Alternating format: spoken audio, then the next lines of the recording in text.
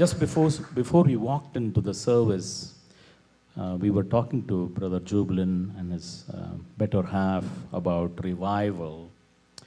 And I'm going to read a couple of verses and then introduce him and then give him the pulpit to share what the Lord has laid on his heart. We are really appreciative of both of you being here. I'm going to read a verse, Deuteronomy 11, 13 and 14. And it shall be that if you earnestly obey my commandments, which I command you today, to love the Lord your God and serve him with all your heart and with all your soul, then I'll give you the rain for your land in its season, the early rain and the latter rain, that you may gather in your grain, your new wine, and your oil. We don't have time to get into the verse, but we were just talking about the latter rain. Very quickly, in a minute, and brother was sharing that the latter rain represents teachers of the word. And that was powerful, Brother Jubilan, what you shared. And that's why I thought before I introduce him, who is an amazing Bible teacher and an evangelist with a great heart to train preachers who can simplify and communicate with clarity. You know, there are so many PhDs in universities who will make things more complex, Jenny, right? They will, when they teach, no student will understand. I don't know if you have been in classes like that, you know. In my engineering school, there were professors nobody could understand because they had like 2 PhDs. But in the kingdom of God, you know, a good teacher is the one who makes things that are tough to understand simple and can communicate even with a child. And that's your calling, Brother Jubilan. And we are excited about it. And what the Lord is going to do today is release that word from you. And I believe the latter rain that is equivalent to teachers of the word, many today are going to be equipped to teach the word, even as you are going to share the word. That's my prayer. Let me quickly pray and then please join us here to challenge us. Heavenly Father, we are thankful for this revelation about the latter rain. And even as we go to redig the wells of revival, to see that latter rain in America, Lord, I pray that there will be a mighty move of God, where the teachers of the word will emerge even from the blessing church. In Jesus' mighty name we pray. Amen. Thank you.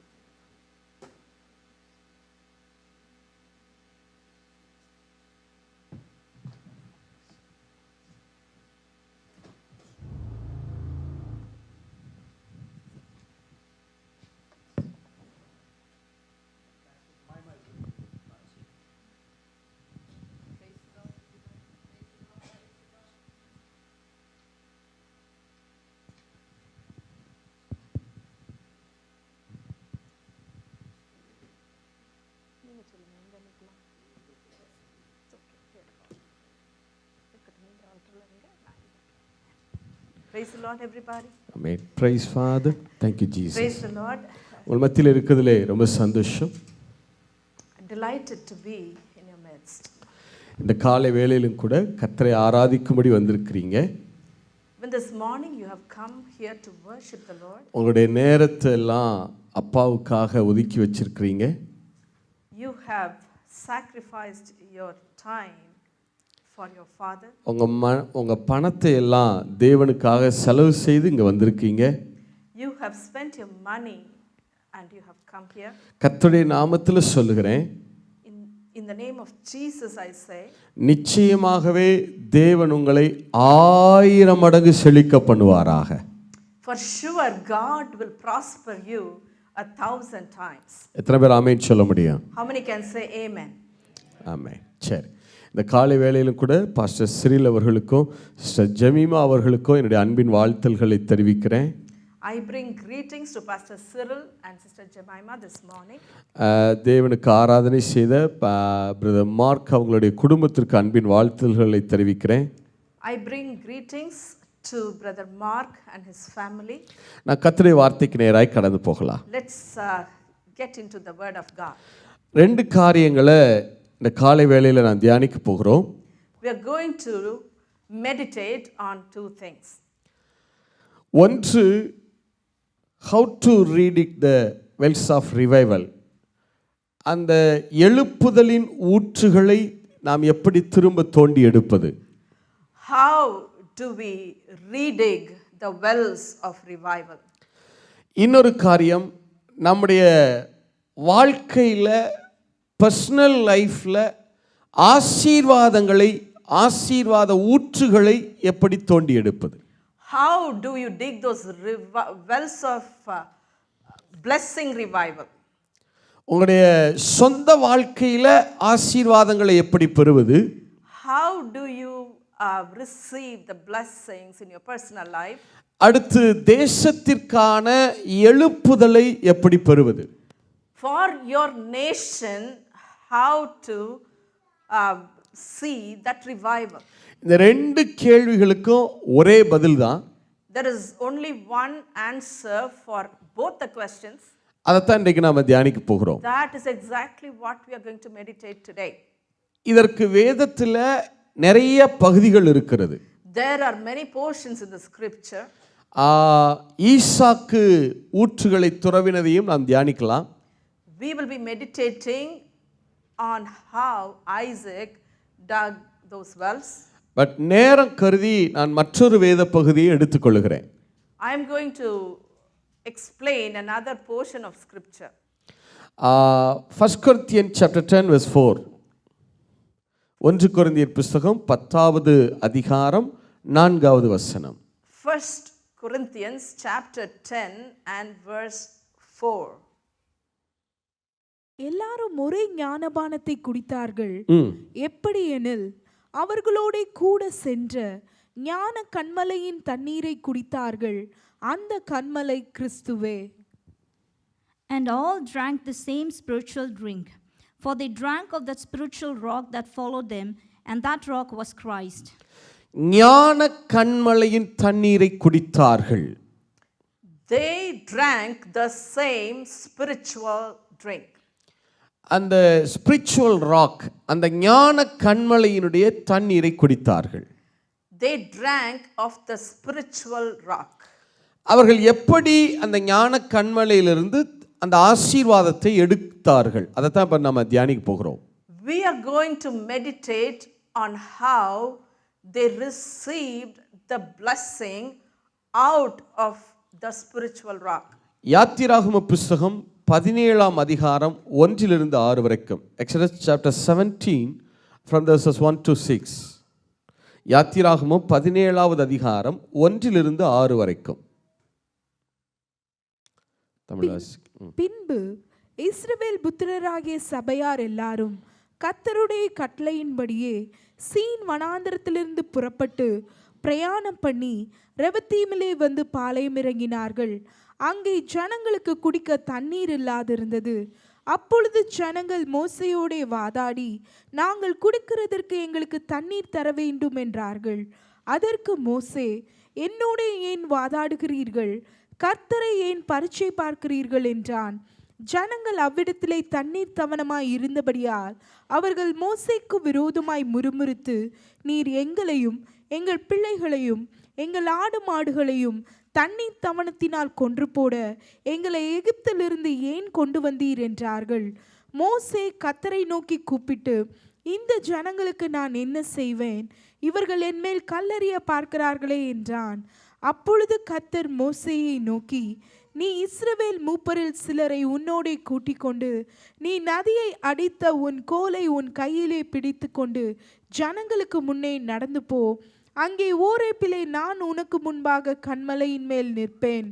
நீ அந்த கன்மலையை அடி, அப்பொழுது ஜனங்கள் குடிக்க அதிலிருந்து தண்ணீர் புறப்படும் என்றார். அப்படியே மோசே இஸ்ரவேல் மூப்பரின் கண்களுக்கு முன்பாக செய்தான். ஆங்கிலத்தில் வாசிக்கலாம்.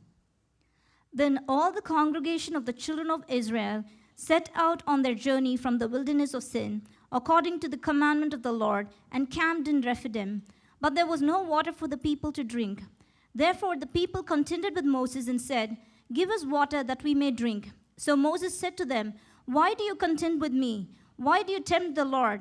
And the people thirsted there for water, and the people complained against Moses and said, "Why is it you have brought us up out of Egypt to kill us and our children and our livestock with thirst?" So Moses cried out to the Lord, saying, "What shall I do with this people? They are almost ready to stone me." And the Lord said to Moses, "Go on before the people, and take with you some of the elders of Israel. Also take in your hand your rod with which you struck the river, and go. Behold, I will stand before you there on the rock in Horeb, and you shall strike the rock, and water will come out of it, that the people may drink." And Moses did so in the sight of the elders of Israel. இந்த வேத பகுதியை சற்று தியானிக்கலாம். We are going to meditate on this scripture portion. இஸ்ரவேல் ஜனங்கள் எகிப்து தேசத்திலிருந்து கானானுக்கு பயணம் செய்கிறார்கள். The children of Israel are traveling from Egypt to Canaan. அவர்கள் பயணத்தில் இப்பொழுதுதான் செங்கடலை கடந்து ரெட்சியை கடந்து அந்த ரெட்சியினுடைய கரையிலே வந்து நிற்கிறார்கள். They are at the shores of the Red Sea that they have just crossed over. அந்த இடத்துல வேதம் சொல்லுகிறது அவர்கள் கர்த்தருடைய கட்டளையின்படியே பிரயாணம் செய்தார்கள் என்று வேதம் சொல்லுகிறது. The word of God declares that according to God's will they journeyed. அவர்கள் ரெஃபித்தீம் என்கிற இடத்திலிருந்து சீன் என்கிற வனாந்தரத்திலிருந்து ரெஃபித்தீம் என்கிற இடத்திற்கு வந்து சேருகிறார்கள். They are headed from the Sin desert to a place called Rephidim. ரெஃபித்தீமிலே அவர்களுக்கு தண்ணீர் இல்லாமல் போயிற்று. At that place called Rephidim they did not have water to drink. இப்போ நமக்கு ஒரு கேள்வி எழும்புகிறது. There is a question that comes to us. கர்த்தருடைய கட்டளையின்படிதானே அவர்கள் பயணம் செய்தார்கள். The question is, it is by the commandments of God did they travel? தேவன் தானே அவர்களை நடத்தி கொண்டு வருகிறார். It was God Almighty who was leading them. அப்படி இருக்கும்போது ஏன் அவர்களுக்கு தண்ணீர் இல்லாமல் போயிற்று? If that was the case, why did they not have water? நம்முடைய வாழ்க்கையில நிறைய நேரங்கள் இந்த கேள்விகள் இருக்கும். Even in our lives we have the exact question coming to us. என்னால் இயன்ற மட்டும் நான் கர்த்தருக்கு பிரியமாய் வாழ்கிறேன். The best I know how I am living true to God. இயன்ற மட்டும் நான் ஜெபிக்கிறேன். I am praying as much as I could. இயன்ற மட்டும் நான் வேதம் வாசிக்கிறேன். I am meditating the scriptures the best I know how. அப்படி இருக்கும்போது என்னுடைய வாழ்க்கையில ஏன் சில பகுதிகளிலே குறைவுகள்? But still, why am I hitting those deficits? இஸ்ரவேலர்கள் கர்த்தருடைய கட்டளையின்படி தான் பயணம் செய்கிறார்கள். The children of Israel were journeying according to God's will. ஆனா தண்ணீர் இல்லாமல் போயிற்று. But they did not have water to drink. காரணம் என்ன? Why? நீங்க நல்லா கவனிங்க. Listen carefully. அவர்கள் சீன் என்கிற இடத்திலிருந்து ரெஃபித்தீமுக்கு பிரயாணம் செய்கிறார்கள். They are traveling from Sin to Rephidim. ஆனா நீங்க வேதத்தை உற்று வாசிச்சீங்கன்னா When you listen keenly to God's word, சீன் என்கிற இடத்திலிருந்து நேரடியாய் ரெஃபித்தீமுக்கு வர முடியாது. you cannot come directly from Sin to Rephidim. அதற்கு இடையிலேயே ரெண்டு ஸ்டேஷன்ஸ், ரெண்டு பாளையங்கள் இருக்கிறது. Between these 2 points there are 2 valleys. ரெண்டு வேறு பகுதிகள் அந்த இடத்துல இருக்கிறது. There are couple of places between these 2 locations. அதை எங்கே வாசிக்கலாம்? Where can we read about that? என்னாகம புத்தகம் 33வது அதிகாரம் 33rd chapter 33 33வது அதிகாரம் 12 to 14 வரைக்கும். Numbers 33:12 to 14. 14. Numbers chapter 33 verses 12 to 14. Scene வனாந்தரத்திலிருந்து புறப்பட்டு போய் தொப்காவிலே பாளையம் இறங்கினார்கள். தொப்காவிலிருந்து புறப்பட்டு போய் ஆலூசிலே பாளையம் இறங்கினார்கள். ஆலூசிலிருந்து புறப்பட்டு போய் ரெவத்தீமிலே பாளையம் இறங்கினார்கள். அங்கே ஜனங்களுக்கு குடிக்க தண்ணீர் இல்லாதிருந்தது. They journeyed from the wilderness of Sin and camped to Dophka. They departed from Dophka and camped at Elash. They moved from Elash and camped at Rephidim, where there was no water for the people to drink. சீன்ல இருந்து நேரடியாய் ரெஃபித்தீமுக்கு வர முடியாது. From Sin you cannot directly hit Rephidim. இடையிலேயே 2 இடங்கள் இருக்கிறது. In between, there were 2 locations. ஒன்றுக்கு தொப்கா என்று பெயர். One was called Dovka. இரண்டாவது இடத்திற்கு ஆலூஸ் என்று பெயர். The second one was called Alush. அப்ப இந்த 2 இடங்களிலும் ஏதோ ஒரு காரியம் இருக்கிறது. That means there is something significant in these 2 locations. தொப்கா அப்படின்னா எபிரேய பாஷையில் ஹீப்ரு லாங்குவேஜில் தொப்கா அப்படின்னா என்ன அர்த்தம்னா மிருக ஜீவன்களை நடத்தி கொண்டு போவது. அந்த கேட்டில்ஸை மிருக ஜீவன்களை நடத்தி கொண்டு செல்வது அப்படின்னு அர்த்தம். The word Dovka would mean in Hebrew the way you lead cattle. கேட்டில் டிரைவிங். அந்த மிருக ஜீவன்களை அதாவது மேய்ப்பர்கள்லாம் மிருக ஜீவன்களை நடத்திட்டு போவாங்க இல்லையா, மேய்த்து கொண்டு போவாங்க இல்லையா, அதைத்தான் தொப்கா என்று எபிரேய பாஷையில் சொல்லுவாங்க. In Hebrews it means cattle driving. இப்போ தொப்கா அப்படின்னா கேட்டில் driving. So the word Dovka means cattle driving. அடுத்த இடத்திற்கு ஆலூஸ் என்று பெயர். The second location was called Alush. ஆலூஸ் அப்படின்னா என்ன அர்த்தம்னா I will knead, KNEAD, knead. என் கைகளினால் என்னுடைய அப்பத்தை நானே செய்து கொள்ளுவேன், என் கைகளினால் நானே மாப்பு செய்து கொள்ளுவேன், என்னுடைய உணவை நானே ஆயத்தம் செய்வேன் என்பது அர்த்தம். The word Alush would mean that I will knead my dough with my own fingers. என்னுடைய சொந்த கைகளால் நானே என்னுடைய உணவை ஆயத்தப்படுத்திக் கொள்வேன். I will be responsible to make my food on my own. இந்த 2 இடத்தினுடைய அர்த்தங்களை கொஞ்சம் சேர்த்து பாருங்களேன். Let's combine the meanings of these 2 locations. தொப்கா அப்படின்னா மிருக ஜீவன்களை நடத்தி கொண்டு போவது, கேட்டில் driving. The word Dovka would mean cattle driving. ஆலூஸ் என்று சொன்னால் ஐ வில் நீட், என் கைகளினாலேயே நான் மாப்பு செய்து கொள்ளுவேன்.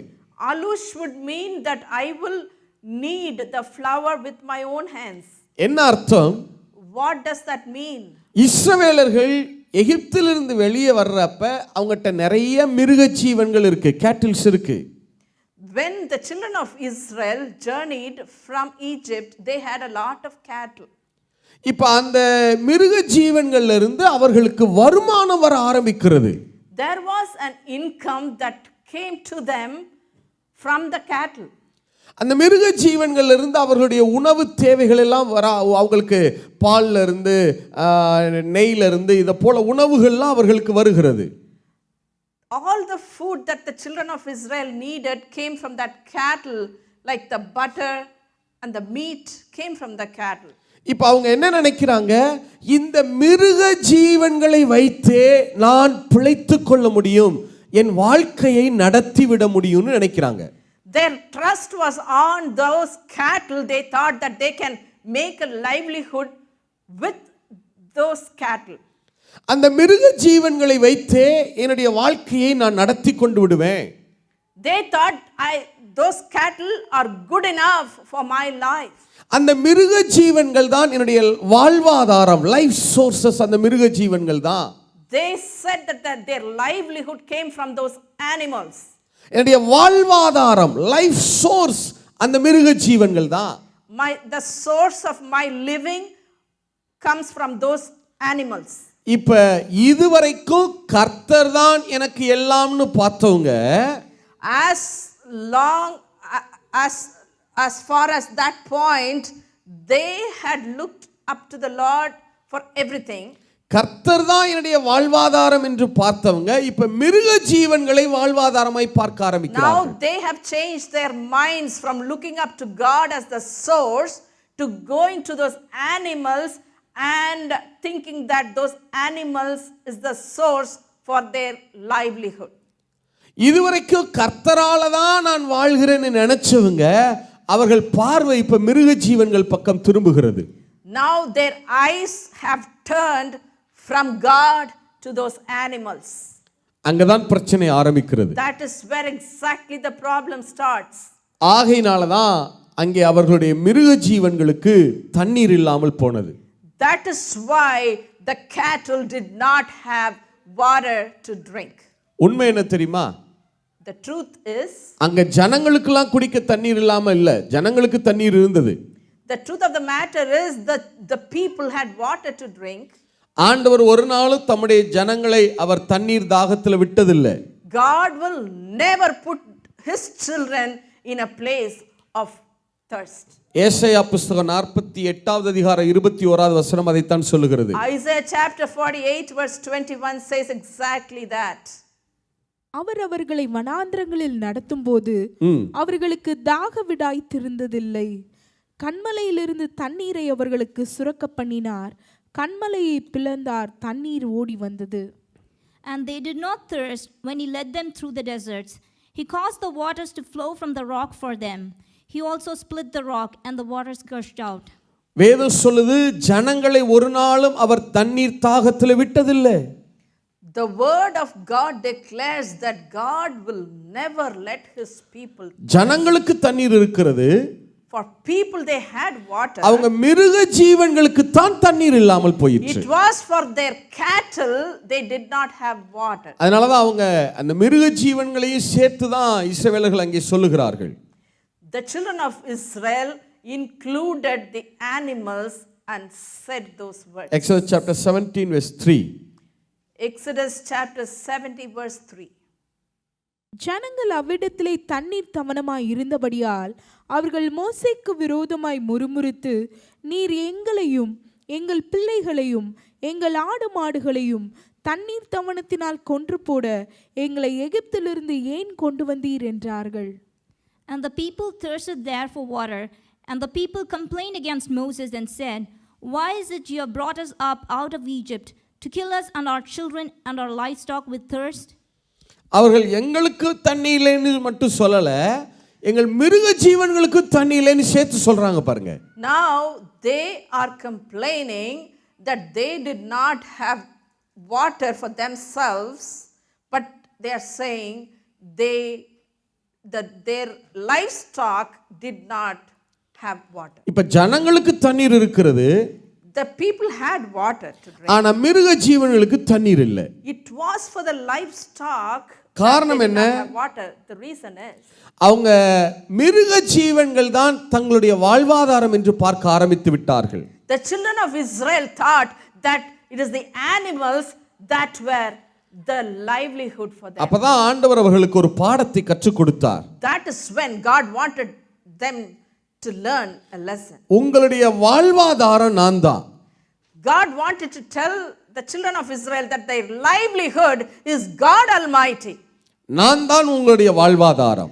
I am the Lord who will provide. மிருக ஜீவன்கள் உங்களுடைய வாழ்வாதாரம் அல்ல. The livestock is not your livelihood. எத்தனை பேர் ஆமென் சொல்ல How many முடியும்? can say amen to that? நிறைய நேரங்கள்ல நாம் அப்படி நினைக்கிறோம். Many times we think like that. இந்த அமெரிக்க தேசத்துல எனக்கு நல்ல வேலை இருக்கிறது. Many think that, hey, in this nation I have a good job. நான் பிழைத்துக் கொள்வேன். I can live. எனக்கு நிறைய சொத்துகள் இருக்கு. I have properties to my name. நான் அதனால பிழைத்துக் கொள்வேன். I can live. எனக்கு நிறைய பணம் சேமிப்புல இருக்கிறது. I have a lot in my savings. அதனால என்னுடைய வாழ்க்கை நல்லா இருக்கும். So my life is going to be good. ஒன்றை நல்லா நினைவுல வைத்துக் கொள்ளுங்க. Remember this one thing. உங்களுடைய வேலை உங்கள் வாழ்வாதாரம் அல்ல. Your job is not your livelihood. உங்களுடைய சொத்துகள் உங்க வாழ்வாதாரம் அல்ல. Your saving is not your livelihood. உங்களுடைய பணம் உங்க வாழ்வாதாரம் அல்ல. Your money is not your livelihood. உங்கள் தேவனாகிய கர்த்தரே உங்கள் வாழ்வாதாரமாய் God இருக்கிறார். Almighty is your livelihood.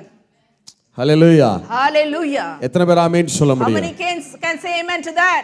தயவு செய்து Please உங்களுடைய கண்களை கர்த்தர் மேல பதிய வைங்க. turn your eyes to the Lord.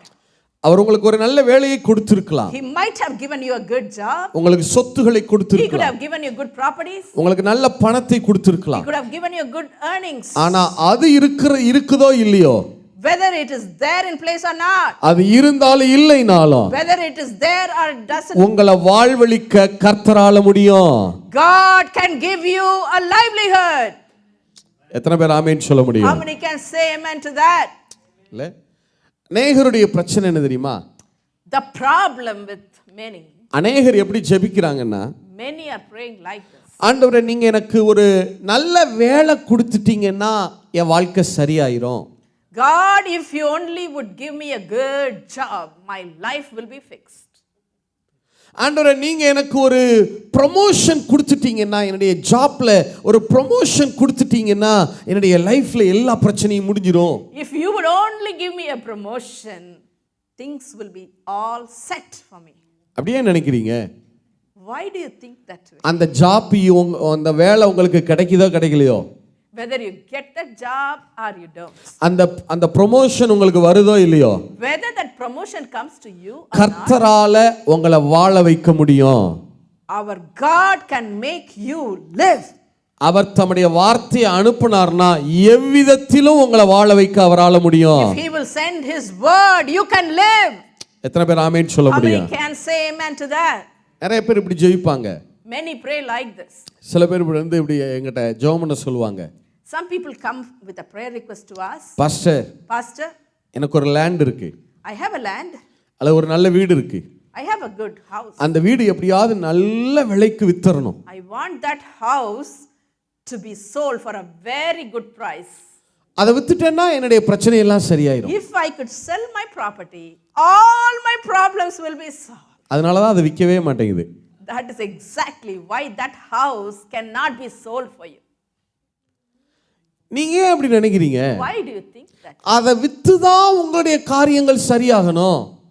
Why do you think that just if you only sell that house, you can live?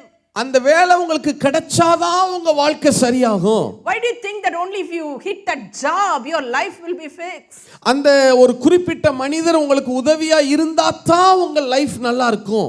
Why do you think that only if that person will help you, your நான் life சொல்றேன், can prosper? இது எதுவும் இருக்கோ இல்லையோ கர்த்தர் உங்களோட இருந்தா போதும், உங்களை அவர் வாழ்வழிக்க வல்லமையுள்ளவராய் I am இருக்கிறார். telling you, whether those things are in place or not, your God is well able to give you a good life. எத்தனை பேர் ஆமென் சொல்ல How முடியும்? many can say amen to that? விசுவாசிக்கிறவர்கள் மட்டும் விசுவாசிக்கிற அளவுக்கு தக்கதா ஒரு ஆமென் சொல்லுங்க பார்க்கலாம். As to the measure that you can believe, say amen. அப்ப முதல் காரியம் இஸ்ரவேலர்களுக்கு கற்றுக் கொடுக்கிறார். God is teaching the children of Israel some lessons. செங்கடலை ரெட் சீயை கடந்த உடனே ஃபர்ஸ்ட் லெசனை தான் கொடுக்கிறார். The very first lesson is that came to them as soon as they crossed the Red Sea. உன்னுடைய வாழ்வாதாரம் நான் தான். Your livelihood is me. உனக்கு சில மனிதர்களை உதவிக்கு நான் கொடுத்திருக்கலாம். I might have given you some people to help. கொஞ்சம் சொத்துக்களை கொடுத்திருக்கலாம். I would have given you some properties. ஒரு நல்ல வேலையை நான் கொடுத்திருக்கலாம். I would have given you a good job. ஆனா அதெல்லாம் உன்னுடைய வாழ்வாதாரம் அல்ல. Those things are not your livelihood. நான் தான் உன்னுடைய வாழ்வாதாரம். I am your livelihood. எத்தனை பேர் ஆமென் சொல்ல முடியும்? How many can say amen to that? சரி, இரண்டாவது காரியத்துக்கு போகலாம். Let's go to the point number 2. அப்ப இஸ்ரவேலர்கள்ட்ட ஆண்டவர் மோசே மூலமாய் சொல்லுகிறார். Through Moses, God talks to the children of Israel. ஜனங்களுக்கு சொல்லு, Tell the people, நான் தான் அவர்களுடைய வாழ்வாதாரம். I am their livelihood. சரி, இப்ப இரண்டாவது காரியத்துக்கு வரலாம். Let's go to the second point. ஆண்டவர் மோசேயிடம் சொல்லுகிறார், God tells Moses, மோசே Moses, நீ உன்னுடைய கையில் இருக்கிற அந்த கோலை எடுத்துக்கொண்டு take that rod that's in your hand, Horeb என்கிற இடத்துக்கு போ. go to Oreb, அந்த இடத்துல இருக்கிற பாறையை அடி, hit the rock, அந்த பாறை உனக்கு தண்ணீரை கொடுக்கும் என்று சொல்லுகிறார். water will gush out. அதை சொல்லும்போது ஆண்டவர் குறிப்பிட்ட ஒரு வார்த்தையை மென்ஷன் பண்றார் பாருங்க. God mentions this thing. Verse 5. Verse 5. Exodus chapter 17 verse 5. Exodus chapter 17 and verse 5. அப்பொழுது கர்த்தர் மோசேயை நோக்கி, நீ இஸ்ரவேல் மூப்பரில் சிலரை உன்னோடே கூட்டிக் கொண்டு நீ நதியை அடித்த உன் கோலை உன் கையிலே பிடித்து கொண்டு ஜனங்களுக்கு முன்னே நடந்து போ. அங்கே ஓரேபிலே நான் உனக்கு முன்பாக கன்மலையின் மேல் நிற்பேன். நீ அந்த கன்மலையை அடி, அப்பொழுது ஜனங்கள் குடிக்க அதிலிருந்து தண்ணீர் புறப்படும் என்றார். அப்படியே மோசே இஸ்ரவேல் மூப்பரின் கண்களுக்கு முன்பாக செய்தான். And the Lord said to Moses, Go on before the people, and take with you some of the elders of Israel. Also take in your hand your rod with which you struck the river, and go. Behold, I will stand before you there on the rock in Horeb, and you shall strike the rock, and water will come out of it, that the people may drink. And Moses did so in the sight of the elders of Israel. ஆண்டவர் மோசேயிடம் சொல்லும்போது அவர் இப்படி சொல்லுகிறார், God tells Moses like this. நீ எகிப்து தேசத்துல, அதாவது உன் கோலை கையில எடுத்துக்கொண்டு போ அப்படி சொல்லல. God did not ask Moses to take his rod in his hand. அவர் எப்படி மென்ஷன் பண்ணி சொல்றார்னா, எகிப்து தேசத்துல நைல் நதியை அடித்த அந்த கோலை எடுத்துக்கொண்டு போ. He's saying you hit the river Nile and then take that rod and go. நீ எகிப்து தேசத்துல நைல் நதியை அடிச்சு இல்லையா, எந்த கோலை வச்சு நைல் நதியை அடிச்சியோ அதே சேம் ராடை எடுத்துக்கொண்டு வா. God is giving a clear instruction here with the very same rod that you hit the river Nile with is the exact same rod you will carry with you. ஏன் அப்படி எகிப்து தேசத்துல Nile நதி அடிச்ச அந்த same ராடை நீ எடுத்துட்டு வான்னு ஏன் சொல்றார்?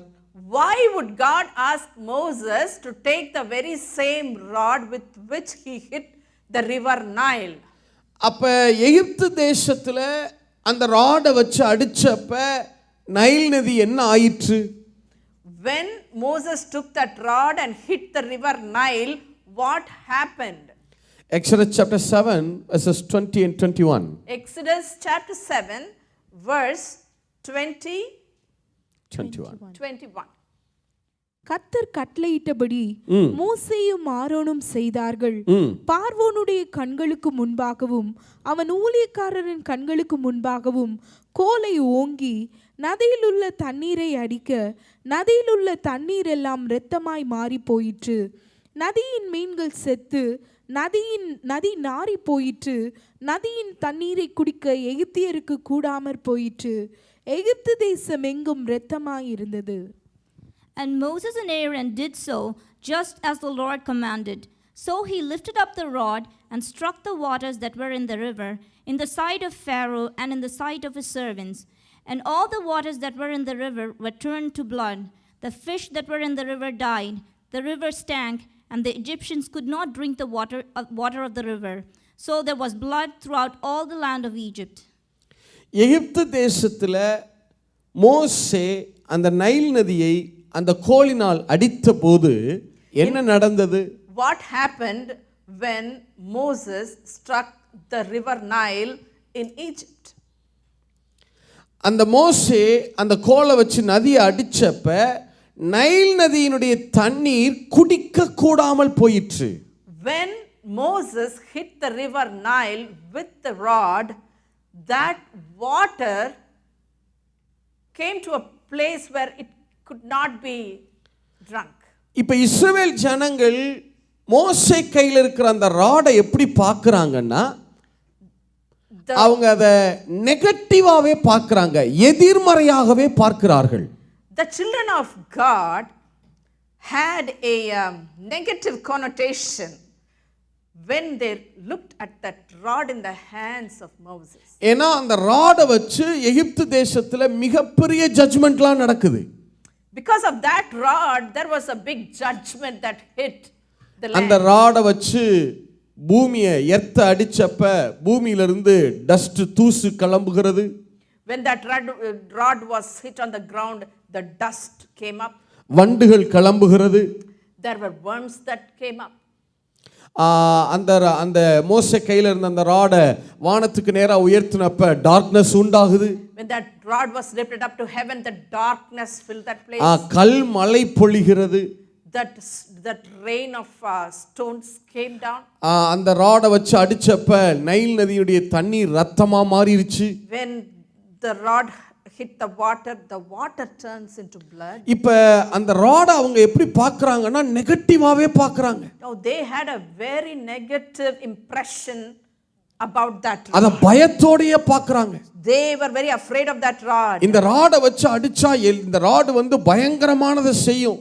They thought that rod was a very dangerous rod. தீமையை செய்யும். It will bring about அப்படியே பார்க்கறாங்க.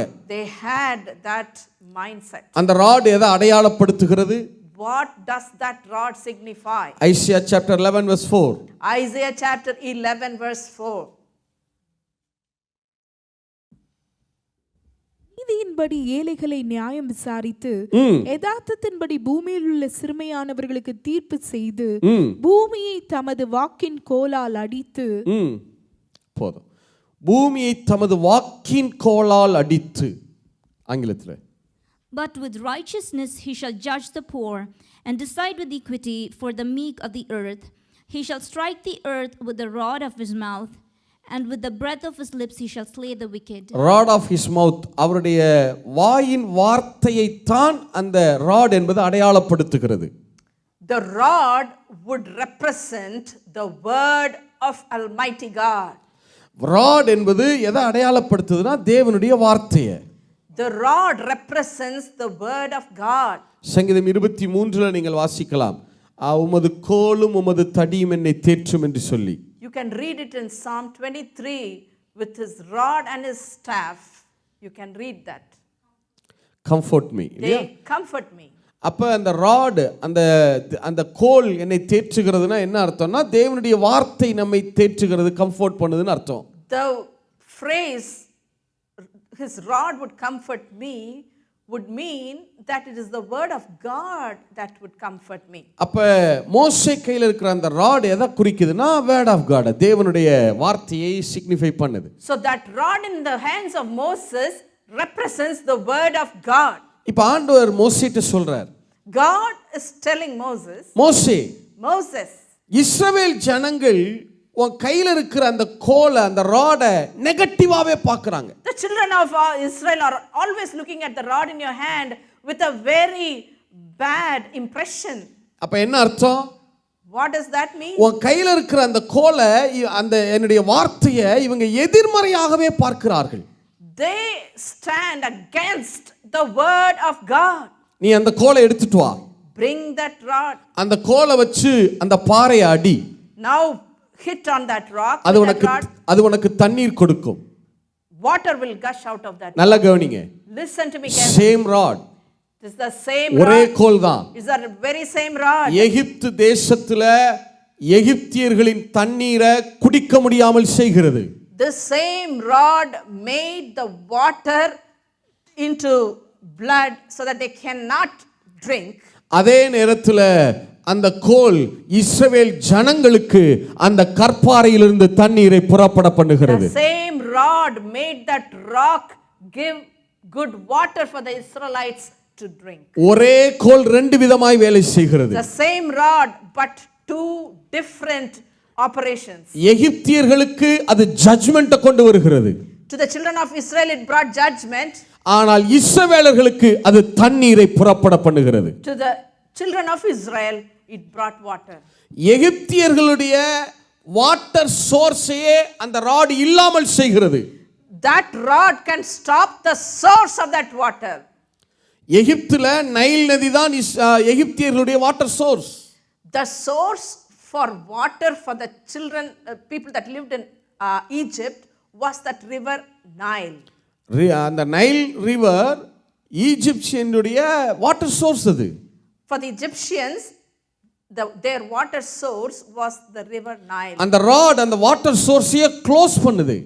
Now this rod shuts the water source. ஆனா அதே கோல் இஸ்ரவேலர்களுக்கு ஒரு நியூ வாட்டர் சோர்ஸை ஏற்படுத்தி கொடுக்கிறது. But the very same rod created a water source out of a rock. New water source, ஒரு புதிய ஊற்றை உருவாக்கி கொடுக்கிறது. That's a new water source. அப்படினா என்ன அர்த்தம்? What does that mean? தேவனுடைய வார்த்தை, the word of God, கர்த்தரை விசுவாசியாத ஜனங்களுக்கு ஜட்ஜ்மென்ட் கொடுக்கும். The people that will not believe God's word, the very same rod will bring judgment. ஆனா கர்த்தருடைய வார்த்தையை விசுவாசிக்கிற உங்களுக்கு தேவனுடைய வார்த்தை நன்மை மட்டும் தான் செய்யும். The people who are believing in the word of God, the same word will bring goodness into your life. எத்தனை பேர் ஆமென் சொல்ல முடியும்? How many can say amen? எத்தனை பேர் ஆமென் சொல்ல முடியும்? How many can say amen to that? விசுவாசிக்காத ஜனங்களுக்கு judgement. For the unbelievers, it will bring judgment. ஆனா விசுவாசிக்கிறவர்களுக்கு அது நன்மையை கொண்டு வருகிறது. For the believers, it brings goodness. ஒரே கோல் ரெண்டு விதமாய் வேலை செய்கிறது. The same rod having two functions. அதேபோல தேவனுடைய வார்த்தையும் அப்படிதான் வேலை செய்யும். God's word will work in the very same way. எத்தனை பேர் ஆமென் சொல்ல முடியும்? How many can say amen to that? 1 Peter chapter 2 verse 6. 1 Peter chapter 2 and verse 6. 1 பேதுரு 2ஆம் அதிகாரம் 6வது வசனம். அந்தபடியே இதோ தெரிந்து கொள்ளப்பட்டதும் விலையேற பெற்றதுமாய் இருக்கிற மூலைக்கல்லை சீயோனில் வைக்கிறேன், அதன் மேல் விசுவாசமாய் இருக்கிறவன் வெட்கப்படுவதில்லை என்று வேதத்திலே சொல்லி இருக்கிறது. ஆகையால் விசுவாசிக்கிற உங்களுக்கு அது விலையேற பெற்றது. கீழ்ப்படியாமல் இருக்கிறவர்களுக்கோ வீடை கட்டுகிறவர்களால் தள்ளப்பட்ட பிரதான மூலக்கல்லாகிய அந்த கல் இடறுதலுக்கு ஏதுவான கல்லும் விழுதலுக்கு ஏதுவான கண்மலையும் ஆயிற்று.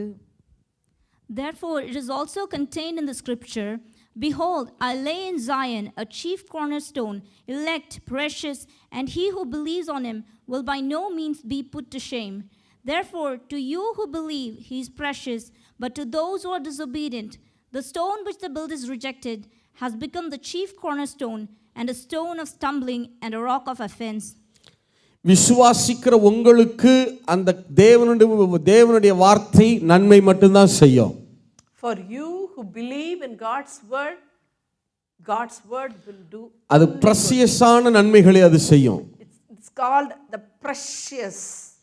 அதே நேரத்தில் விசுவாசியாத ஜனங்களுக்கு தான் அது ஆக்கினை தீர்ப்பை கொண்டு வருகிறது. For the disobedient it brings judgment. கர்த்தருடைய நாமத்தில் சொல்றேன், I will say in the light of God's word. கர்த்தருடைய வார்த்தையை கேளுங்க. Listen to the word of God. எத்தனை பேர் இயேசுவின் மேல விசுவாசம் வைத்திருக்கிறீர்கள்? How many have put your trust on the Lord Jesus Christ? விசுவாசம் வைத்திருக்கிறவர்கள் எல்லாம் ஒரு ஆமென் சொல்லுங்க பார்க்கலாம். Only those say amen. நான் கர்த்தருடைய நாமத்தில் சொல்றேன், In the name of Jesus I say. விசுவாசிக்கிற உங்களுக்கு இனி வருகிற நாட்கள்ல மிகப்பெரிய நன்மைகளை தேவன் செய்வார். For you who believe him, God is going to do spectacular things. இதுவரைக்கும் நீங்க எதற்காகலாம் காத்திருக்கிறீர்களோ, So far for whatever you have been waiting for. நீங்க காத்திருக்கிற எல்லா நன்மைகளையும் கர்த்தர் உங்களுடைய கரத்திலே கொடுப்பார். All the good for which you are waiting for, God will give it to you. உங்க காத்திருப்பின் காலம் முடிந்தது. Your waiting period is over. உங்களுடைய காத்திருப்பின் நாட்கள் இந்த நாட்களோடு முடிந்தது. Your waiting period is done. இனி வருகிற நாட்கள்ல நீங்க காத்திருந்த காரியங்களை எல்லாம் உங்க கண்களால பார்க்க ஆரம்பிப்பீங்க. You are going to see with your very own eyes the things that you have been waiting for. இதுவரைக்கும் உங்க காதுனால கேட்ட promises எல்லாம், வாக்குத்தத்தங்களை எல்லாம் உங்க கண்களால பார்க்க ஆரம்பிப்பீங்க. Those promises that you have been hearing in your ears, you are going to see with your own eyes. எத்தனை பேர் ஆமென் சொல்ல How முடியும்? many can say amen to that? அப்ப இஸ்ரவேலர்களுக்கு ஆண்டவர் கற்றுக் கொடுத்தார். To the children of Israel, God. என்னுடைய வார்த்தையை கொஞ்சம் நெகட்டிவா பார்க்கறத நிறுத்துங்க. First stop looking at God's word with a negative connotation. நிறைய பேர் தேவனுடைய வார்த்தையை எப்படி பார்க்கறாங்கன்னா அத ஜட்ஜ்மென்ட் கொடுக்கிற வேடாவே பார்க்கறாங்க. There are many people who have a very negative approach to God's word, that the word of God will bring judgment to them. பைபிள்ல தேடி தேடி நெகட்டிவான காரியங்களையே தியானிப்பாங்க. They will just search for the scriptures that will sound negative to them. நிறைய வாக்குத்தத்தங்கள் இருக்கு. There are so many promises. அது எதுவுமே கண்ணில் படாது. They will not look at those. அவங்க தேவனை பார்க்கிறப்பவே ஒரு டெரிபிள் காடாவே பார்க்கறாங்க. When they look at God, they will look as though he's a very dangerous God. நீங்க நல்லா ஒன்னு கவனிங்க. Listen to me carefully. தேவனும் அவருடைய வார்த்தையும் விசுவாசிக்கிற உங்களுக்கு கண்டிப்பாய் நன்மை மட்டும் தான் செய்வார். For you who believe in God's word, I'm telling you, it is going to bring good to you. எத்தனை பேர் ஆமென் சொல்ல முடியும்? How many can say amen to that? வேதம் சொல்லுது, கர்த்தர் நல்லவரும் நன்மை செய்கிறவருமாய் இருக்கிறார். God is good and he will do good to you. நல்ல கவனிங்க. நல்லவரும் நன்மை செய்கிறவருமாய் இருக்கிறார். He is good and his works are always good. சில பேர் நல்லவங்களா இருப்பாங்க, ஆனா நல்லது செய்ய மாட்டாங்க. Some people look good but they will not do good. சில பேர் சொல்லுவாங்க, பார்த்திருக்கீங்களா, நான் யாருக்கும் எந்த கெடுதலும் செய்யல. Some people will say, I have not done anything bad to anybody. உண்மைதான், நீ நல்ல ஆளுதான், You are a good man, ஆனா நீ நல்லது செய்யற ஆள் கிடையாது. but you are not a man who's doing good. சில பேர் நல்ல காரியங்கள் செய்வாங்க, But some people will do good things, ஆனா நல்ல ஆட்கள் கிடையாது. but they are not good. அவங்களுடைய ஒவ்வொரு செய்கைக்கும் ஒரு பர்சனல் அஜெண்டா இருக்கும். For everything that looks good on the outside, they will have a hidden agenda. ஆனா கர்த்தர் மட்டும்தான் இந்த உலகத்துல நல்லவரும் நன்மை செய்கிறவருமாய் இருக்கிறார். Only the Lord God Almighty is the only one that is good, and his works are also good. எத்தனை பேர் ஆமீன் சொல்ல How முடியும்? many can say amen to that? அப்ப வேதத்தை படிக்கிறப்ப, கர்த்தரை பார்க்கிறப்ப அவர் எப்போதும் நல்லவராகவே பாருங்க. Whenever you look at God, always remember that he is good. நிறைய பேர் அவரை காடா மட்டுமே பார்க்கறாங்க. Many look at him as their God. அவரை காடா மட்டுமே பார்க்காதீங்க, அவரை தகப்பனாய் ஃபாதரா பார்க்க ஆரம்பிங்க. Now begin to look at him as a father. ஒன்று சொல்லட்டுமா? Can I say something? உலகத்துக்கு அவர் தேவனாக இருக்கிறார், For the காடா world, இருக்கிறார். for the world, he is God. ஆனா உங்களுக்கும் எனக்கும் அவர் தகப்பனாக For இருக்கிறார். you and for me, he is a father. எத்தனை பேர் ஆமீன் சொல்ல முடியும்? எத்தனை பேர் How many ஆமீன் can சொல்ல say முடியும்? amen to that? இல்ல, அவரை தகப்பனாய் பாருங்க, Look at him as a father. தகப்பனாய் பாருங்க. Look at him as a father. அவரை நல்லவராய் பாருங்க. Look at him as a good our God. உங்களுக்கு நன்மை மட்டும்தான் செய்வார். He will do only good to you. இயேசு நன்மை செய்கிறவராகவே சுற்றித் திரிந்தார். He walked around doing good. Hallelujah. Hallelujah. சரி, அப்ப ஆண்டவர் முதல் காரியம் இஸ்ரவேலர்களுக்கு கற்றுக் கொடுத்தார். The first thing the Lord taught the children of Israel, உன்னுடைய வாழ்வாதாரம் நான் தான். your livelihood is me. அடுத்தது இரண்டாவது காரியம் கற்றுக் கொடுக்கிறார். The second thing he teaches, நான் உனக்கு ஒரு நாளும் தீமை செய்ய மாட்டேன், I will never do evil to you. நான் உனக்கு நன்மை மட்டும்தான் செய்வேன். I will do good to you. அவிசுவாசிகளுக்கு நடக்கிறதையெல்லாம் உனக்கு நீ எடுத்துக்காத. Don't just look at all the things that are happening to the wicked and put you in that place. விசுவாசிக்காத ஜனங்களுக்கு நடக்கிறத பார்த்து நீ பயப்படாத. Do not fear just looking at the things that are happening to the ungodly. நீ விசுவாசிக்கிறபடினால உனக்கு நான் நன்மை தான் செய்வேன். Because you have put your trust on God, he will do good to you. நல்லா கவனிங்களே, Listen carefully. இந்த பட்டணத்துல நீங்க தான் அவர் மேல விசுவாசம் வச்சிருக்கீங்க. In this city, it's only you who have put your trust on God. அவர் உங்களை வைத்து தான் காரியங்களை செய்ய முடியும். He is going to use you to do good things. விசுவாசிக்கிற உங்களை அவர் பனிஷ் பண்ணிட்டு யாருக்கு நன்மை செய்ய போறார்னு நினைக்கிறீங்க? If he were to punish you, how is he going to bless? அவர் ஒரு நாளும் உங்களை நியாயம் தீர்க்க He போறதில்லை. will never judge you. அவர் விசுவாசியாத ஜனங்களை தான் நியாயம் தீர்க்கிறார். Only the ones who will not believe, he will bring judgment. என் மேல் விசுவாசம் வைக்கிறவனோ ஆக்கினை தீர்ப்புக்கு உட்படான் என்று வேதம் The சொல்லுகிறது. Bible says the one that has believed, he will not be condemned. எத்தனை பேர் ஆமென் சொல்ல How many முடியும்? can say amen to that? So கர்த்தரை ஒரு டாஸ்க் மாஸ்டர் மாதிரியே பார்க்காதீங்க. Don't look at God as a taskmaster. இதை செஞ்சியா? Did you do that? இதை இந்த Bible படிச்சியா? Did you read the Bible? இப்படி வேதம் வாசிச்சியா? Did you meditate on the scriptures? இப்படி நீ ஜெபம் பண்ணியா? Did you pray? எப்போதுமே ஏதோ ஸ்டிக்க கையில வச்சிருக்கிற ஒரு டீச்சர் மாதிரியே பார்க்காதீங்க. Don't look at God as a teacher with a stick. அவரை தகப்பனாய் பார்க்க ஆரம்பிங்க. Start looking at him. அவர் உங்களுக்கு நன்மை மட்டும்தான் செய்வார். He will only do good to you. எத்தனை பேர் ஆமென் சொல்ல முடியும்? How many can சரி, say amen? நான் மூன்றாவது காரியத்துக்கு வருகிறேன். இதோட நாம் நிறைவு செய்யலாம். My last point, third point. இப்ப ஆண்டவர் மோசேட்ட சொல்லுகிறார், God is telling Moses, மோசே Moses, முதல்ல ஜனங்களுக்கு சொல்லு, நான் தான் அவர்களுடைய வாழ்வாதாரம். tell the people that I am their livelihood. இரண்டாவது காரியம் சொல்லுகிறார், Second, அவங்களை என்னை நல்லவராய் பார்க்க சொல்லு. ask them to look at me as என்னை a ஒரு good ஒரு God. ஆன்டி ஹீரோவை போல, வில்லனை போலவே இமேஜின் பண்றாங்க. They are looking at me like a villain. அப்படி பார்க்க சொல்லாத. Let them not look at me நான் like உங்களை a villain. நேசிக்கிறேன்னு சொல்லு. Tell them that I love them. அடுத்து மூன்றாவது காரியம், Third point. இப்ப அந்த மோசேட்ட சொல்றார், God is telling அந்த பாறையை மோசே அடிக்கிறார். Moses is hitting the rock. அந்த பாறை அவர்களுக்கு தண்ணீரை கொடுக்கிறது. the rock gives them water. நல்லா யோசிச்சு பாருங்க. Think about that. The same rod It's the same rod. எகிப்தியர்களுடைய வாட்டர் சோர்ஸை இல்லாமல் செய்தது. It cut off the water source for the Egyptians.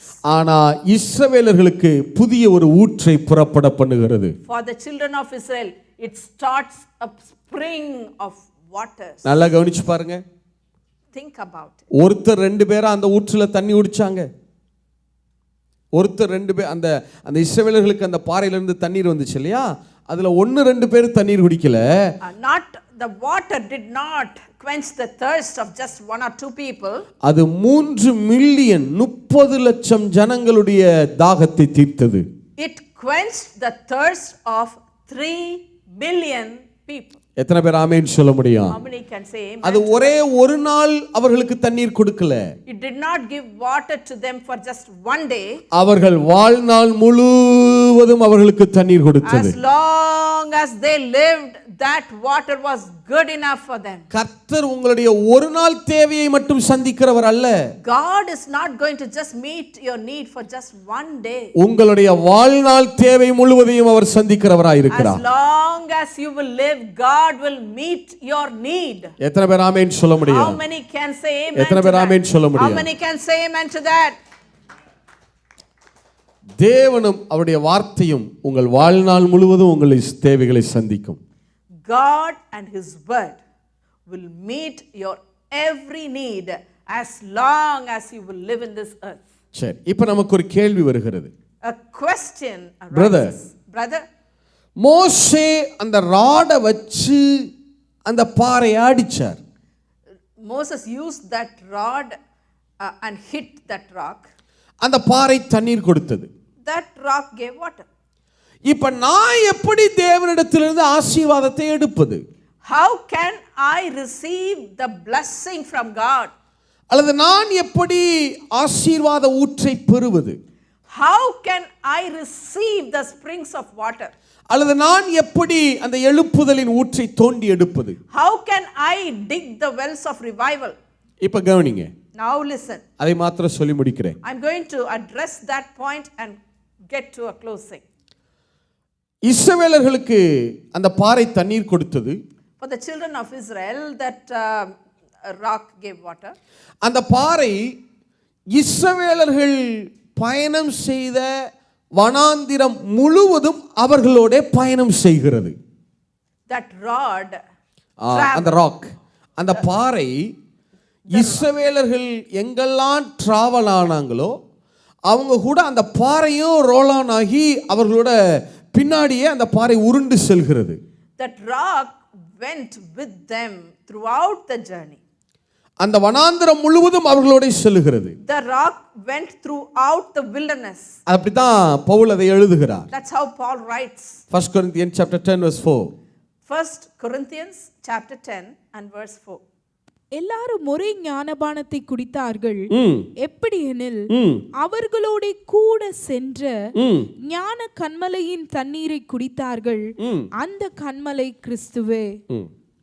And all drank the same spiritual drink, for they drank of the spiritual rock that followed them, and that rock was Christ.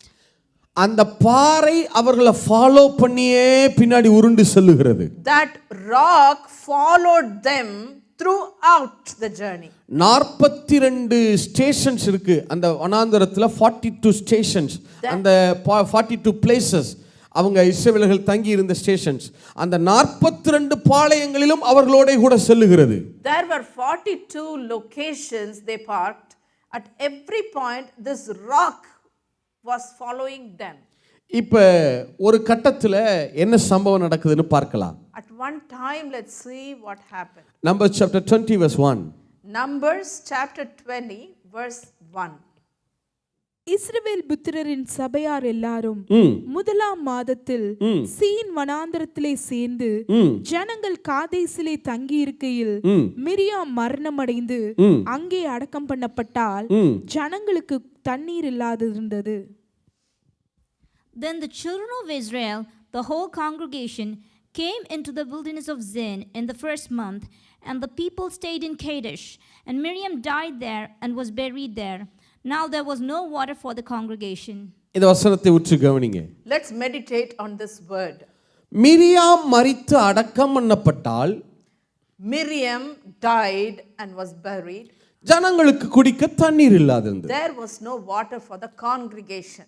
Miriam மரிப்பதற்கும் ஜனங்களுக்கு தண்ணீர் இல்லாமல் போனதுக்கும் என்ன சம்பந்தம்? What is the connection between Miriam's death and the lack of water for the congregation? இப்ப நல்லா கவனிங்க. Now listen carefully. முக்கியமான காரியத்தை சொல்லுகிறேன். Very important point. அந்த பாறை இயேசுவை அடையாளப்படுத்துகிறது, கிறிஸ்துவை அடையாளப்படுத்துகிறது. That rock denotes Christ. அந்த பாறைக்கு மோசே யாரை இன்சார்ஜா நியமிக்கிறார்னா மிரியாமை இன்சார்ஜா நியமிக்கிறார். Moses appoints Miriam to be in charge of that rock. ஏன்னா ஸ்திரீகள் எல்லாம், உமன்ஸ் எல்லாரும் தண்ணி எடுக்க அந்த பாறைக்கு வருவாங்க இல்லையா? Because the women would come to that rock to get water. அந்த பாறையிலிருந்து தண்ணீரை பெற்று ஜனங்களுக்கு, அந்த ஸ்திரீகளுக்கு கொடுக்க வேண்டிய பொறுப்பு மிரியாமுடையது. Miriam had the responsibility of getting the water from the rock to the other women. இன்றைக்கு நீங்க இஸ்ரவேல் தேசத்துல போனீங்கன்னா ரபிகள் அந்த பாறைக்கு வச்சிருக்கிற பேரே ராக் ஆஃப் த மிரியாம்னு தான் பேர் வச்சிருக்காங்க. If you go to Israel, there is a rock and it's called the rock of Miriam. ரபிகள் அந்த பாறைக்கு பேரே ராக் ஆஃப் த மிரியாம்னு தான் வச்சிருக்காங்க, சொல்லுவாங்க, அப்படிதான் சொல்லுவாங்க. The rabbis call that rock as the rock of Miriam. இத கொஞ்சம் உங்களுக்கு விளக்கி சொல்றேனே. I will explain this a little bit. என்னை கவனிங்க. Listen carefully. அந்த ஒரு பாறை இருக்கிறது. There's a rock there.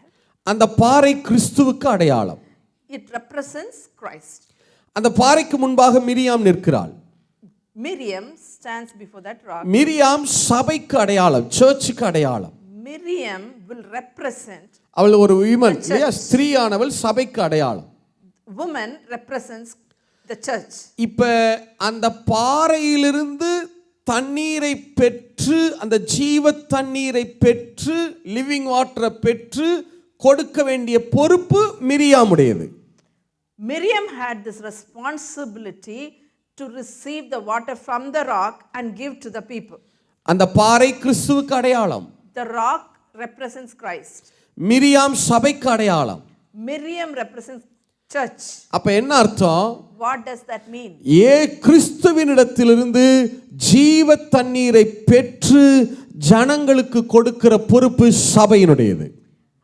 To receive the living water from Christ and to give it to the people will be the responsibility of the church. எத்தனை பேர் ஆமென் சொல்ல முடியும்? How many can say amen to that? இப்ப Miriam மரிச்ச உடனே அந்த பாறை தண்ணி கொடுக்கிறது நிறுத்திச்சு. When Miriam died, the rock stopped giving water. என்ன அர்த்தம்? What does that mean? சபை பூமியில இருக்கிற வரைக்கும் தான் கிறிஸ்துவினுடைய ஜீவ தண்ணீர் இந்த பூமிக்கு இறங்கி வரும். As long as the church is alive and well, the waters, living waters can go to this world. சபை எப்ப பூமியிலிருந்து எடுக்கப்படுகிறதோ அதற்கு பிறகு ஜீவ தண்ணீர் கிடைக்காது. When the church is taken up, the living waters will be stopped. எத்தனை பேர் ஆமென் சொல்ல முடியும்? How many can say amen to that? இப்ப மிரியாம் மரிச்ச உடனே தண்ணீர் கொடுக்கிறத அந்த பாறை நிறுத்திச்சு. When Miriam died, the rock stopped giving water. இப்ப மோசேக்கு பயங்கர tension. Now Moses is stressed. இத்தனை நாள் நீ நல்லா தான தண்ணி கொடுத்த, You have been giving water. இப்ப மட்டும் என்ன தண்ணி கொடுக்க மாட்டற? What is wrong with you? இப்ப மோசேக்கு பயங்கர tension. Moses is so stressed. ஆண்டவர் சொல்றார், God says, மோசே, Moses, stop. அந்த பாறை கிறிஸ்துவுக்கு அடையாளம். That rock represents Christ. Miriam சபைக்கு அடையாளமானவள். Miriam represents church. சபை பூமியில இருக்கிற வரைக்கும் தான் ஜீவன் வெளிப்படும். Only as long as the church is in this world, the water will be there. The life, the ஜீவன் வெளிப்படும். The life will be given. இல்லையா? சபை பூமியில இருந்து போய்ட்டா அதுக்கு அப்புறம் ஜீவன் இருக்காது. When the church is taken up, there will not be life. அதற்காக தான் நான் இப்ப இந்த சம்பவத்தை நான் நடத்திட்டு இருக்கிறேன். That is what I am explaining to you here. இப்போ நீ அந்த அந்த பாறையிலிருந்து தண்ணீர் எடுக்கணும், அவ்வளவுதானே? All you want is water from the rock, right? இப்போ என்ன செய்யணும் நான் சொல்றேன். What is your நல்லா கவனிங்க. Listen carefully. இதோட முடிக்கிறேன். I'm going to stop with this. மோசேட்ட நல்லா கவனிங்க. Moses. இதுக்கு முன்னாடி மோசே தண்ணீரை அந்த பாறையிலிருந்து எடுக்கிறதுக்கு என்ன செஞ்சார்? What did Moses do to get water out of that rock? எதை வச்சு அடிச்சாரு? With what did he beat? சொல்லுங்க. Say it. ராட வச்சு அடிச்சாரா? அந்த ராட் எதை அடையாளப்படுத்துது? What does that rod represent? சத்தமா சொல்லுங்க. இப்ப மோசேட்ட ஆண்டவர் சொல்றார். God tells Moses. Numbers chapter 20 verse 7 and 8. Numbers chapter 20 verse 7 and 8. கர்த்தர் மோசேயை நோக்கி, நீ கோலை எடுத்துக்கொண்டு நீயும் உன் சகோதரனாகிய ஆரோனும் சபையாரை கூடிவர செய்து அவர்கள் கண்களுக்கு முன்னே கன்மலையை பார்த்து பேசுங்கள், அப்பொழுது அது தன்னிடத்தில் உள்ள தண்ணீரை கொடுக்கும். இப்படி நீ அவர்களுக்கு கன்மலையிலிருந்து தண்ணீர் புறப்பட பண்ணி சபையாருக்கும் அவர்கள் மிருகங்களுக்கும் குடிக்க கொடுப்பாய் என்றார். Take the rod. Then the Lord spoke to Moses, saying, Take the rod, you and your brother Aaron, gather the congregation together. Speak to the rock before their eyes, and it will yield its water. Thus you shall bring water for them out of the rock, and give drink to the congregation and their animals. ஆண்டவர் மோசேயிடம் சொல்லுகிறார். God tells Moses. மோசே சபையார் எல்லாரையும் கூடி வரச் சொல்லி. Moses, gather all the congregation. எல்லாருடைய கண்களும் பார்க்க வேண்டும். Every eyes look at this. அந்த பாறையிலிருந்து எப்படி ஜீவ தண்ணீரை பெறுவதுன்னு சபையே பார்க்க வேண்டும். The church has to see how the living water would come out of that rock. நீங்க எக்ஸோடஸ் 17ல வாசிச்சீங்கன்னா சபையாரை எல்லாரையும் கூட்டிட்டு போக சொல்லல, ஜஸ்ட் எல்டரை மட்டும் தான் அங்க கூட்டிட்டு வர சொன்னார். If you read very carefully, God is not asking Moses to gather everybody, but God is instructing Moses to only take the elders. First incidents-ல only elders. The first incident it is only the elders. அந்த பாறை அடிச்சார் இல்லையா மோசே? When he hit the rock, அப்ப elders மட்டும் தான் பார்த்தாங்க. only the elders saw it. ஆனா இந்த இரண்டாவது சம்பவத்துல In the second incident, எல்லா சபையாரையும் வர சொல்லு. all the congregations, எல்லா சபையும் பார்க்கட்டும். let the congregation see. அவர்கள் கண்ணு பார்க்க நீ இதை செய்யணும். When their eyes are looking, you have to ஆண்டவரே என்ன செய்யணும்? What should you do? மோசே கேக்குறார், நான் என்ன செய்யட்டும்? Moses is asking, what should I do? போன தடவை நீ என்ன செஞ்ச? What did you do last time? அந்த ராட வச்சு அடிச்சேன். You hit that rod. அந்த ராட் எதை அடையாளப்படுத்துது? What does the rod represent? தேவனுடைய வார்த்தையை அடையாளப்படுத்துது. Word. இந்த முறை இந்த வார்த்தையை எடுத்து அந்த பாறையை நோக்கி பேச ஆரம்பி. You take the word of God and speak to the rock. இந்த வார்த்தையை எடுத்து அந்த பாறையோட பேச ஆரம்பி. Take the word of God and speak to that rock. அந்த பாறை உனக்கு தண்ணீரை புறப்பட பண்ண ஆரம்பிக்கும். That rock will bring waters to you. எத்தனை பேர் ஆமென் சொல்ல முடியும்? How many can say amen to that? இது யூதர்களுடைய ஒரு slang. This is a slang for the Jews. ஒரு யூதனை கூப்பிட்டு இந்த சுவர்ட்ட பேசு அப்படினா என்ன செய்யணும்னா என்ன அர்த்தம்னா வார்த்தையை எடுத்து வாசின்னு அர்த்தம். For a Jew, if you ask him to speak to the wall, it means you take the word of God and speak. ஒரு யூதனை கூப்பிட்டு நீ அந்த மலையை பார்த்து பேசுனா என்ன அர்த்தம்னா வார்த்தையை எடுத்து பேசுன்னு அர்த்தம். For a Jew, if you would ask him to talk to that mountain, that would mean to him that he has to speak the word of God to that mountain. சுவரை பார்த்து பேசுனா சுவரே உனக்கு என்ன பெயிண்ட் பண்ணிருக்கு அப்படி கேட்கறது இல்ல. To speak to that wall, it's not, hey wall, what is it painted on you? வார்த்தையை எடுத்து பேசுன்னு அர்த்தம். Take the word and speak is what. நீங்க சொல்லுங்க, முதல்ல எதை வச்சு அடிச்சாரு? First you answer, what did he take and beat that rod? முதல்ல பாறை எதை வச்சு டச் பண்ணாரு? What did he touch? First incidents-ல எதை வச்சு டச் பண்றாரு? What did he touch that? Rod. It's a rod. அந்த ராட் எதை அடையாளப்படுத்துது? What does rod mean? Word of God அடையாளப்படுத்துது. It's the word of God. இந்த முறை இந்த word of God வச்சு அந்த பாறையை டச் பண்ணிட்டே இரு. Now take the word of God and hit that rock continually. கர்த்தர் உங்களுக்கு சொல்ற வார்த்தை இதுதான். That is what the Lord is telling you. உங்களுக்கு கொடுக்கப்பட்ட promises எல்லாம் எடுங்க. You take all the promises that he has given to you. வாக்குத்தத்தங்களை எல்லாம் எடுங்க. Take all that promises. தேவனை பார்த்து பேசிக்கொண்டே இருங்க. Talk to God with those words. தேவனை பார்த்து பேசிக்கொண்டே இருங்க. Speak to God with those words. நீங்க வார்த்தையை பேச பேச பேச பேச As long as you will declare the word of the living God, தேவனிடத்திலிருந்து ஜீவ தண்ணீர் புறப்பட ஆரம்பிக்கும். that living waters will start flowing to you. அதத்தான் வேதம் சொல்லுகிறது. That's what exactly God's word says. நீதிமானுடைய வாய் ஜீவ ஊற்று. That is why the Bible says that it is the words of a righteous is like springs of water. நீதிமானுடைய வாய் ஜீவ ஊற்று. The mouth of the righteous is a spring of water. ரெண்டு காரியங்களை நீங்க செய்யுங்க. You should do two things. ரெண்டு காரியத்துல தான் ஜீவன் இருக்கிறது.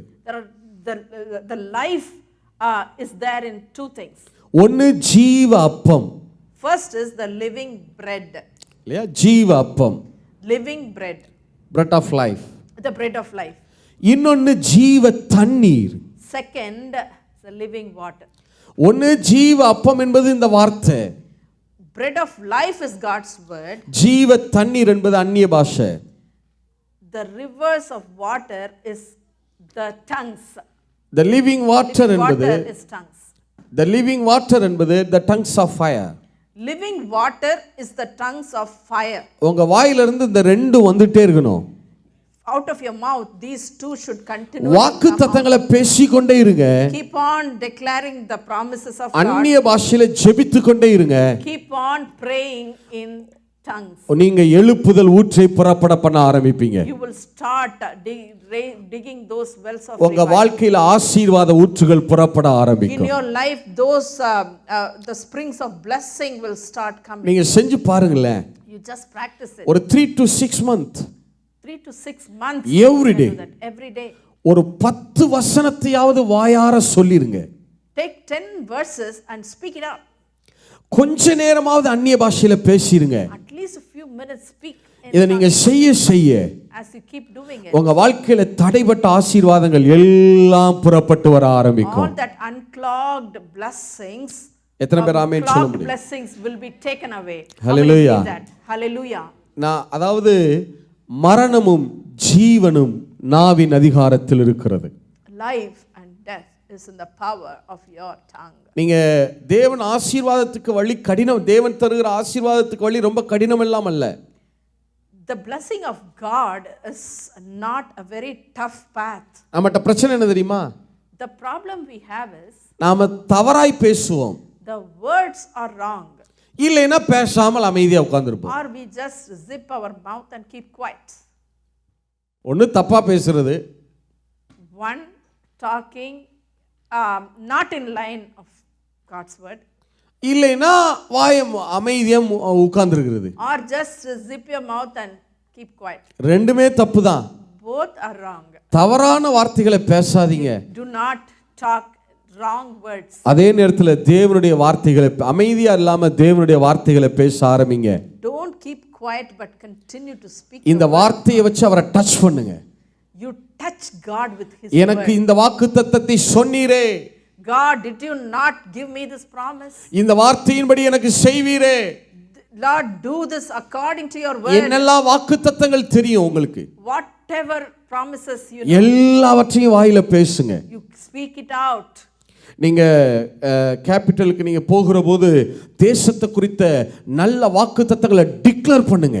When you go to the US capital, speak and declare. நிறைய the டங்ஸ்ல promises ஜெபம் of பண்ணுங்க. God. Keep on speaking in tongues. ஆண்டவர் எழுப்புதல் ஊற்றுகளை புறப்பட பண்ண ஆரம்பிப்பார். God will dig those wells of revival in this nation. எழுந்து நிற்கலாமா? எழுந்து நிற்கலாம். Shall we stand to our feet?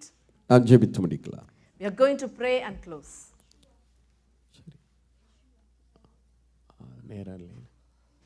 சரி, நாம் ஜெபிக்கலாம்.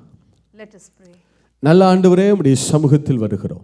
We come to you in Jesus' name. நல்லா கவனிங்க. Listen carefully. யெஷுவா, இயேசு என்று சொல்லுகிறோம் இல்லையா? Yeshua. We are saying Yeshua. Yeshua என்பதற்கு 5 அர்த்தங்கள் உண்டு. There are 5 meanings to the word Yeshua. அந்த 5 அர்த்தத்தை நான் வரிசையா சொல்றேன். I am going to list it out. First one, salvation, ரட்சிப்பு. First one is salvation. Second one, deliverance, விடுதலை. Second, deliverance. Third one, prosperity, செழிப்பு. Third is prosperity. நான்காவது, welfare, நல்வாழ்வு. Fourth is welfare. ஐந்தாவது, victory, வெற்றி. 5, victory. திருப்பி சொல்றேன், salvation. Salvation. அடுத்தது deliverance. Deliverance. அடுத்தது welfare. Welfare. அடுத்தது prosperity. Prosperity. அடுத்தது victory. Victory. ரட்சிப்புக்குள்ள அந்த யெஷுவாவுக்குள்ள இந்த ஐந்தும் இருக்கிறது. There are 5 blessings in Yeshua. ரோமர் 10:10 சொல்லுகிறது. Romans 10 and verse 10 says. Romans 10 verse chapter 10 verse 10. Romans chapter 10 and verse 10. நீதி உண்டாக நீதி உண்டாக இருதயத்திலே விசுவாசிக்கப்படும், ரட்சிப்பு உண்டாக வாயினாலே அறிக்கை பண்ணப்படும். For with the heart one believes unto righteousness, and with the mouth confession is made unto salvation. அப்ப ரட்சிப்பு உண்டாக வாயினாலே அறிக்கை பண்ண வேண்டும். For with your mouth you have to confess. Yeshua அப்படினா ரட்சிப்பு.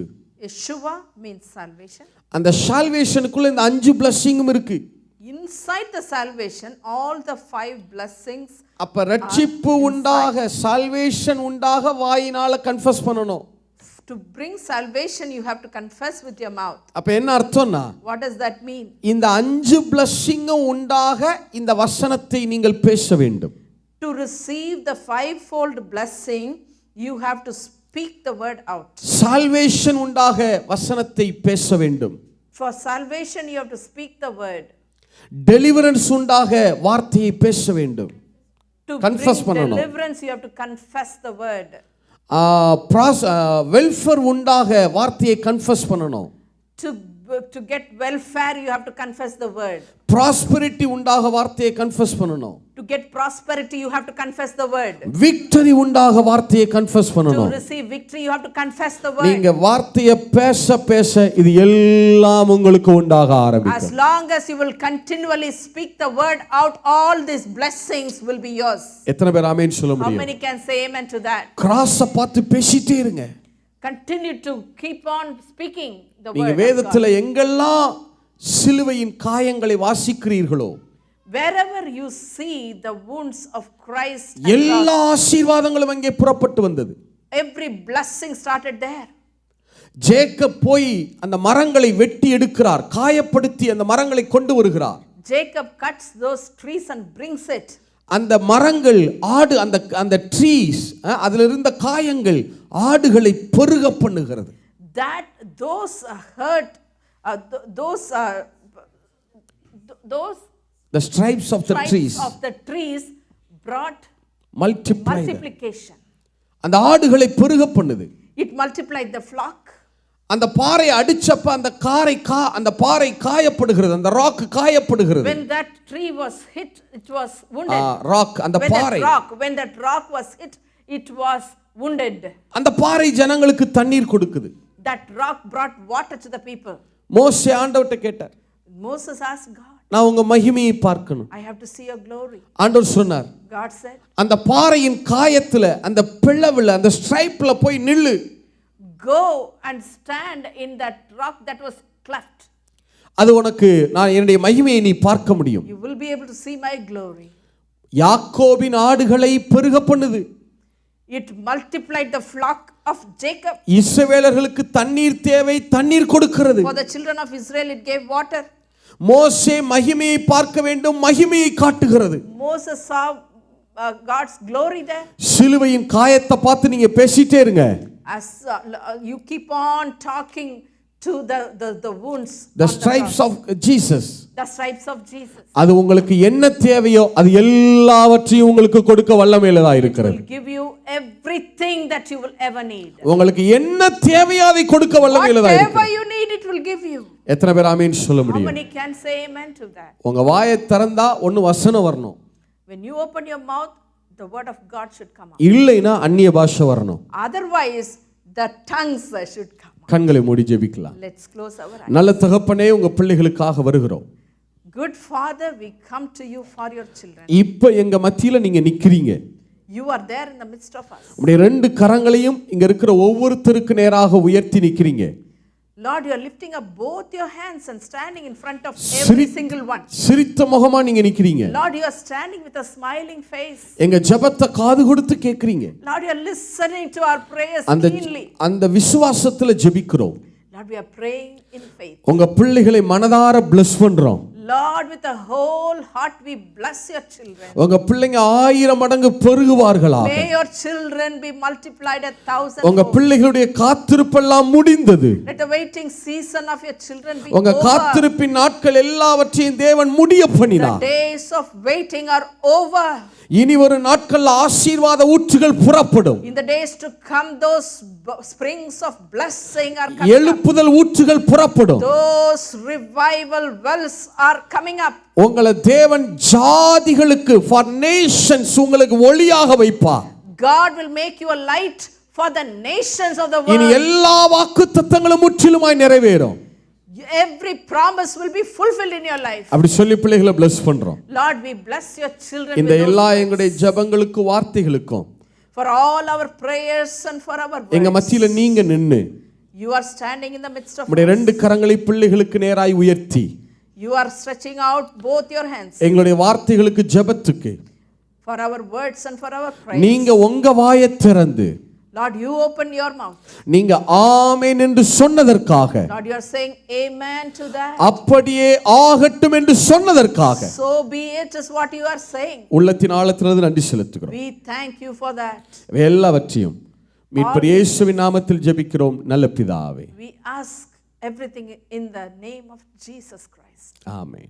Amen. God bless you. God bless you. Please be seated. Please be seated in the presence of the Lord. We thank God for this beautiful opportunity. You know, to the glory of God, I want to say that I never learned Tamil in all my 12 years of schooling. Even though that was my mother tongue, it is by the grace of God that God has given me this precious privilege to translate for the mighty man of God. I give God all the glory and honor. Give the Lord a mighty hand for the mighty man of God in our midst. Over to Pastor Cyril.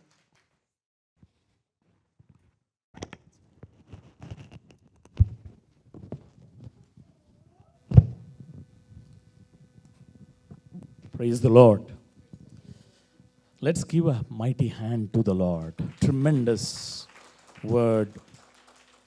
I just want to read Numbers 27 and 8 again. And that's what we are going to do in DC, to gather the congregation and speak to the rock. And that's what we are going to do.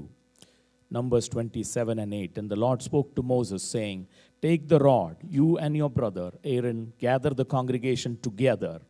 Speak to the rock before their eyes, and it will yield its water. Thus you shall bring water for them out of the rock, and give drink to the congregation and their animals."